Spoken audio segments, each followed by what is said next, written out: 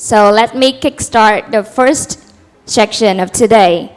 The merge of Ethereum, or the upgrade from the original proof of work mechanism to proof of stake, is one of the most anticipated events this year, and also the history of blockchain.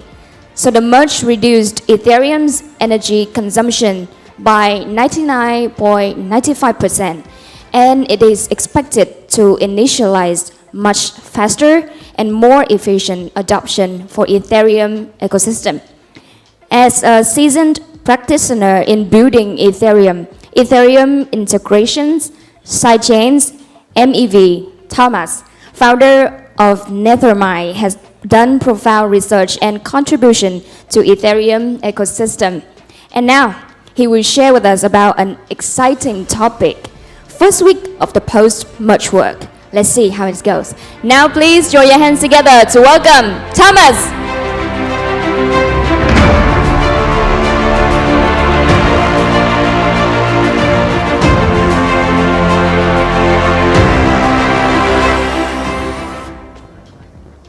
Hi everyone. Okay, thank you so much for inviting me. Thank you so much for coming in the early morning of Saturday. So we'll talk today about the first weeks of the post-merge world. So the merge happened on Friday, last week, the 15th of September. Now we have practically the first 2 weeks, and we can look at a lot of statistics showing what happens on Ethereum now, what are the expectations for the next weeks, months, next years. And we'll talk a lot about MEV. Maybe first introduction, why would I talk about the merge? So for the last 5 years, I spent like double time working on Ethereum on multiple projects, working first as a founder at Nethermind, building execution client, then working also with Flashbot's team, also on the early specs of the MEV Boost, which is used for MEV instrumentation at the MEV management in the post-merge world.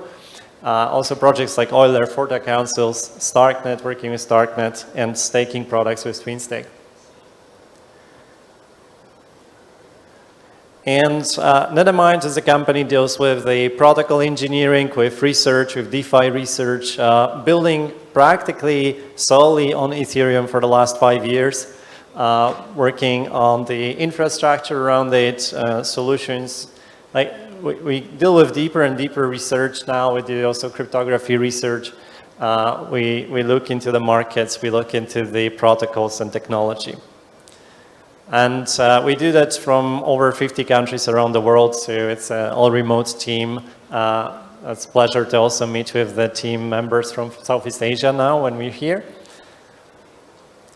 So let's go back. Let's start with the merge moment. So everything that was happening just shortly before and after the merge. So as it was mentioned, it was very much anticipated event in the history of Ethereum. Many years of work of many developers, researchers towards that.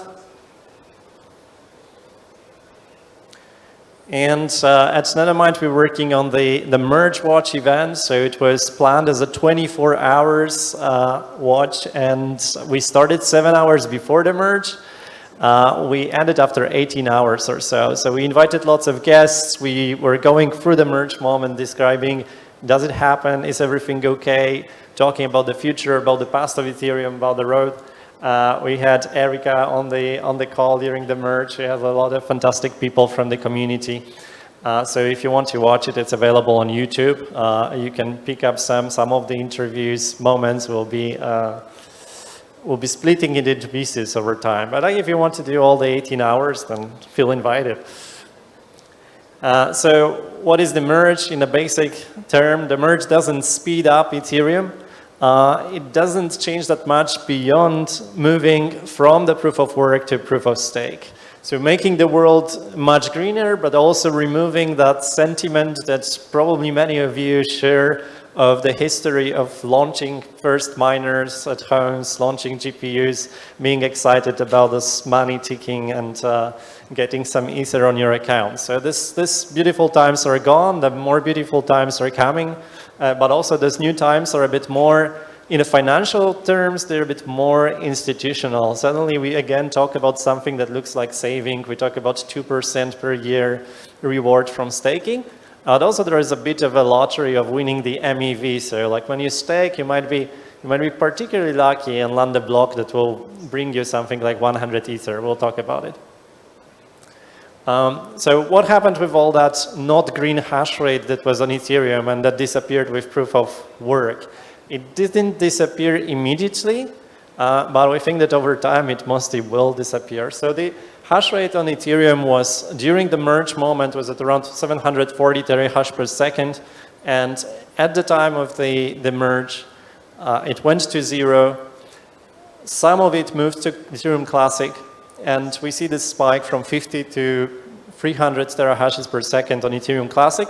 And why is it dropping after that? So, well, many of the miners have automatic switch to the most profitable network. After the Ethereum, the switch for many of them moved to Ethereum Classic. And then the same cost of electricity, the same maintenance costs, and you realize that, well, mining on Ethereum Classic is not profitable, so that hash rate slowly disappears. What about the clients? So we talk a lot about the diversity of the clients for Ethereum, and after the merge we have two parts of it. So it's consensus layer clients and execution layer clients. So the nodes, execution layer, consensus layer merging together was the merge itself. So we had the beacon chain and the execution chain connecting, and we still don't have the diversity that we want to have, but it's much better. So there was a big push for the diversity of both consensus layer, execution layer. Nowadays, we see Nethermind, Besu, Aragon having between 5 and 7% of the running nodes, and GEF is still at around 80%. So if you run a node, keep supporting the minority clients. It's healthier for the network. The teams are working hard to make those minority clients better and better. In many aspects, they're probably already better than the GEF as a choice, but sometimes maybe it's a bit more work to find the details of how to maintain them properly.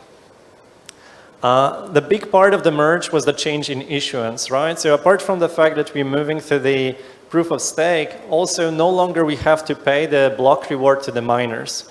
So now the network pays for its security by issuing the reward over time for the attestations and block proposal rewards to the validators. So we have around 400,000 validators, and the earning rewards, they are much, much smaller than the rewards that were paid to the proof of work miners. So in the past, we would have, like, if you continue running proof of work, it would be 5 million Ether per year. Nowadays, it's 600,000 Ether per year, so you have almost 90% reduction in the issuance. So those numbers are based on the given day gas prices. The burn rate doesn't change. EIP 1559 looks exactly the same in the proof of work and the proof of stake world, but the issuance falls significantly.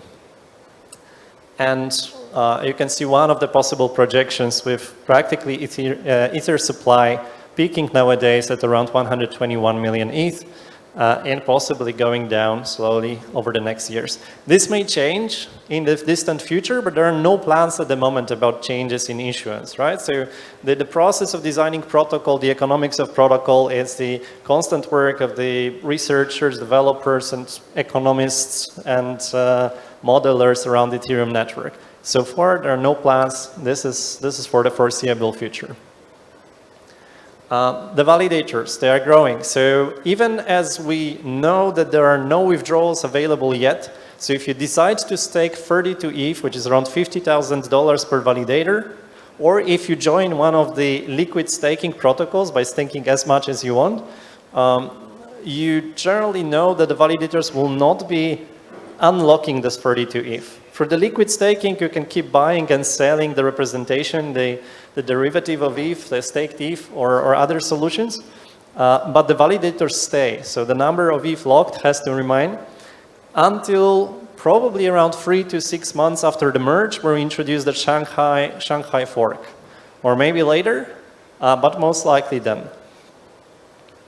So since the merge, we've already seen a few thousand new validators, more staking, so there is a trust that this unlock will happen soon.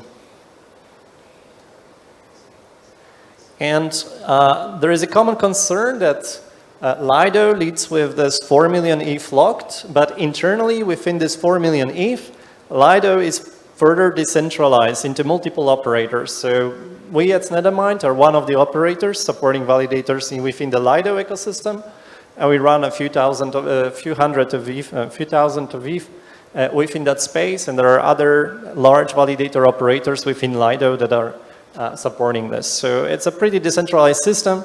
It looks better already than how it looked in the proof of work Ethereum. And similarly to the miners, the validators have aligned incentives. They don't want to attack the network, or they really want everything to go smoothly. So we shouldn't be worried about this. The block times. So the block times changed in what way? So we had the Poisson distribution around the mean of 13.1 seconds before. Now we have a pretty stable 12 seconds block. So you see the merge moment there at 6:43, I believe, UTC, and on September 15th. And as previously, you could have this unpredictable block time, sometimes 1 second, sometimes even up to 100 seconds or more. There was really no limit of how long you would wait for the solution to the proof of work riddle. Now it's 12 seconds almost always. Sometimes the slots are missed, so the block proposal is missed, and then you have 24 or even 36 seconds. It's important, some of the developers assume that now it's always 12 seconds. No, sometimes it can be slower if the proposal is missed. So don't hard code 12 seconds in your code. What you can be sure of is that it won't be shorter than 12 seconds. And this is a big change. So some people assume that the transaction fees would go down with the merge. So, well, they do, but by around 7%. And this is the only justifiable thing to expect, that 7% is the actual further availability of the block space due to the block time, average block time change. So you had 13.1 seconds per block. Now it's around 12 seconds per block. So you have this like additional 7% of block space available, and that justifies the drop in the gas fees. But nothing else happens. As you see, that average is almost the same. There was just a slightly larger volatility around the merge. So whoever wanted to get the block space around that volatility was paying extra, and then the gas fees went up. Where do the transaction fees go now? They used to go to the miners, now they go to the validators. Within these 400,000 validators, every epoch, some of the validators are selected to be block proposers, and everyone who is selected to be a block proposer has the possibility to push the block to the network and collect all the transaction fees. So all the ETH staked, the 32 ETH, is locked, but the transaction fees, you can get them already now. So they are not locked, they are not staying on the beacon chain. And those transaction fees differ like between 0.02 ETH per block up to around 70 or 100 ETH. On average, they give, like as you see, 0.05 ETH on top of 0.02 from the block rewards from beacon chain. The proposer effectiveness in the post-merge world surprisingly didn't drop at all. So we see the network being super healthy after the merge. The staked ETH per ETH, so the discount to the staked ETH fell. So the staked ETH is closer to the ETH nowadays, and that represents the fact that there is much more certainty about Ethereum actually enabling withdrawals. So there is not that much premium to hold the liquid ETH.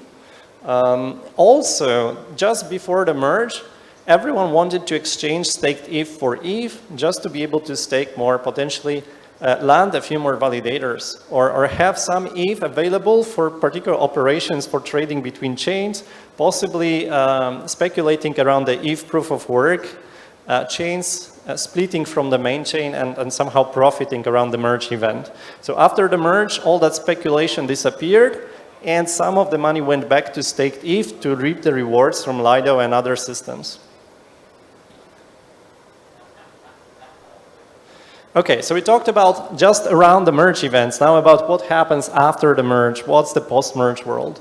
And we'll talk about the post-merge MEV. It's a particularly big topic that is being introduced with the merge. There is a fantastic analysis of the post-merge MEV profitability, how it changes the revenue models of the validators. So I really encourage you to visit Pintail's website. And we see based on the historical MEV, additional returns that you can expect from validating on Ethereum's.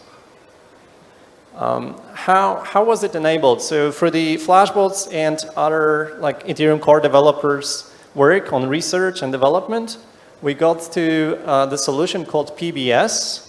You can find a lot of articles from Vitalik in the early exploration of PBS, articles from Flashbots, lots of recordings that talk about how do you separate the role of the block builder and the validator who is block proposer. Why is it important? When you're a solo staker who runs a single validator, it's really hard to build the block effectively. Building the block, collecting various searcher opportunities for MEV extraction, building into the block the arbitrage opportunities, liquidations, understanding DeFi opportunities, it's very, very critical, hard to do without extensive knowledge. So the solo operators would have really small chances to get the same rewards as someone who is staking with the pool, if not for the proposer-builder separation.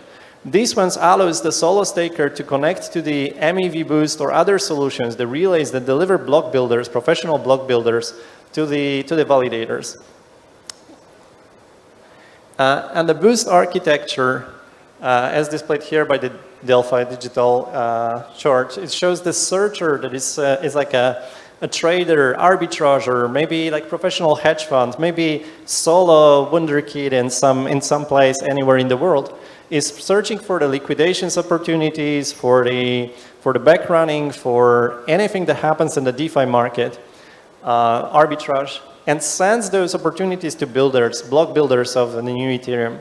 And block builders then connect to the relays, and relays distribute those best blocks built by the block builders to the validators. And validators choose between the local build block and the one delivered by the relay.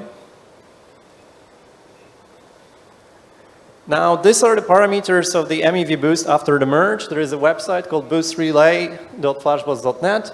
You can go there and you can see the details of the validators registered with the Flashbots boost relay. It's around 160,000 validators out of 430,000.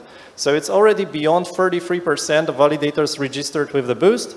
And we expect that number to go up. There are alternative validators that you can also use. And we see all the blocks being produced through that relay. Nowadays, in the network, so 23% of all the blocks are produced by the relays. So even as you have 33% of the validators registered, around 23% of blocks are produced through the relays.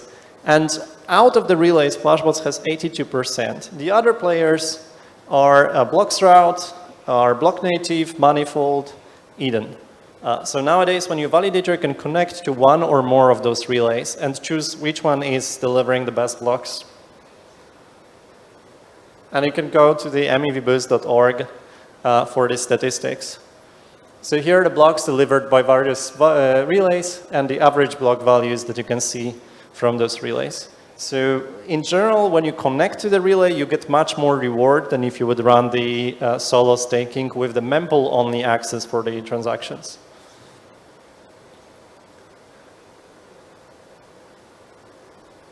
So you have the top relays, also top builders. As I mentioned before, you can have a relay that has multiple builders connected to it, and the relay chooses the best builder. So you can have someone who runs the builder only, but not the relay. Also, you can have someone who runs the relay and the builder on the same machine. Get some synergies there. However, there are not really many. And those are displayed on that page, so you can look what the results are. There is a new page that landed just 3 days ago that shows the details of the Flashbots MEV, so it should give you some nice outlook, some nice insights into the post-merge MEV world.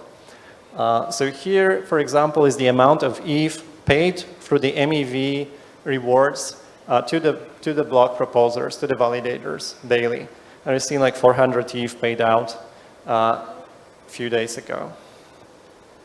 This is also the number of validators registrations. You see the spike just after the merge when people get a bit more confidence that, okay, it's going to be fine, the MEV boost was enabled 16 epochs after the merge. And then you see the constant growth of the validators registration. So we should expect that it should go to nearly 100% if everything is designed as planned. There'll be many questions appearing as this number nears like beyond 60, 70%. These are the blocks produced by the Flashbots MEV Boost relay. I'm focusing on Flashbots, but please remember there are other relays and other builders. So reminding Blockstrought, Blocknative, Eden, Manifold. However, Flashbots so far is so dominant that we can really use that as proxies for much of the MEV activity.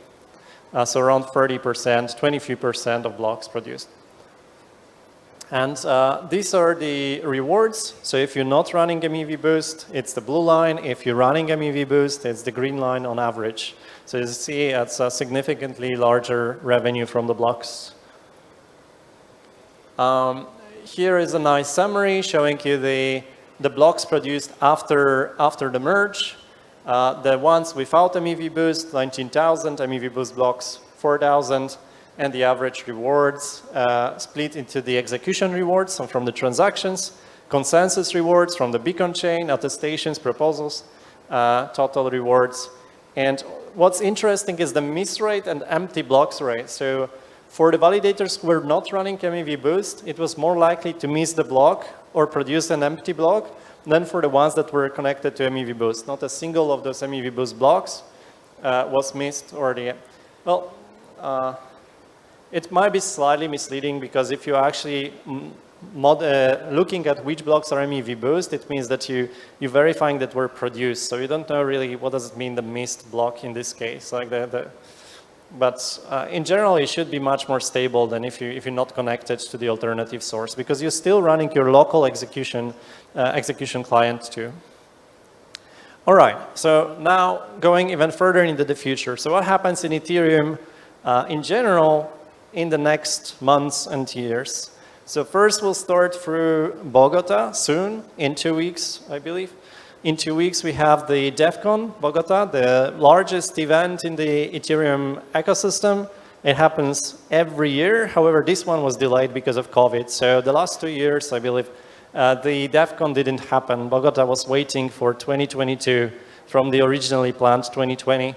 And there'll be a few thousand developers, researchers, builders coming to Bogota to discuss this post-merge world and what to build next. Why to Shanghai? Because Shanghai will be the name of the next fork on Ethereum. So we use the names that are named after the previous cities of the DevCons. So in the future, we can expect Bogota as well. So soon after the merge, there was a decision from the core developers to take a short break. Maybe not exactly go on holiday, but stop taking some significant decisions and take a month off for analyzing the chain behavior, for analyzing what to do next, and not meeting on the all core devs meetings. So practically until October 27th, the discussion in the Ethereum community are a bit lighter. There won't be all core dev calls. And the DevCon happens on 11th of October. But the week around the DevCon, it starts around 7th until 16th. So there'll be lots of events where people will be on the workshops. There'll be the core devs meeting on the workshops, talking about the future improvements like sharding, which should actually increase the throughput of Ethereum network, like withdrawals. So the Shanghai network withdrawals for everyone who is validating now on Ethereum. So the withdrawals, there is a series of VIPs with current proposals on how to solve the withdrawals. There are push withdrawals, pull withdrawals. You can look at the surrounding changes that need to enable all the modifications to EVM to support what needs to happen. You see the PEEP and EEP video from the Ethereum community about like what exactly the withdrawals are about. So visit all those links to learn more. Here is the tentative list for the Shanghai network, but you expect some changes to this one. And if we look at the list of VIPs, many of them are very, very simple. So withdrawals is really the only very complex change to the network. The other ones are relatively simple. There might be some other changes coming in Shanghai as well. The big changes incoming, so the protection against the censorship, so censorship resistance lists potentially, lots of discussion of how to address potential risks of the large validator operators deciding not to include some of the transactions. The dunk sharding, so the extension, so the new solutions for data availability for better rollup support, so the future Ethereum scaling should be resolved through the better integration of layer 1, layer 2, supporting more layer 2 data and enabling the large TPS numbers from the layer 2. The single slot finality, so at the moment we still don't have like easy, fast finality on Ethereum network. So even in the proof of stake Ethereum, you may have the chain revert many blocks back. In a proof of work, theoretically, it was unlimited. If you had incredible hash power, you could rewrite the entire chain history all the way to Genesis. Now we have some levels of finality on Ethereum proof of stake, but the single slot finality is the long-term goal. This is something that you have on the Cosmos network. To achieve that, you have to have all the validators to participate in the attestations. For that, you need to have a significant performance improvements to the signatures and the distribution of attestations and proposals. So much of the work is done towards that goal. The distributed validator technology to improve the quality of maintaining the validators. Like nowadays, there are risks of slashing. Distributed validator technology is all about allowing multiple operators to participate together in a signing with a single validator. So you split the validator key into multiple items. There's lots of interesting research discussions online about the topic. This will be a big topic over the next months. And thank you so much for listening. And if you would like to contact me, please do that. We have multiple channels. Thank you. Thank you so much, Thomas, for shedding light on the first week. Thank you.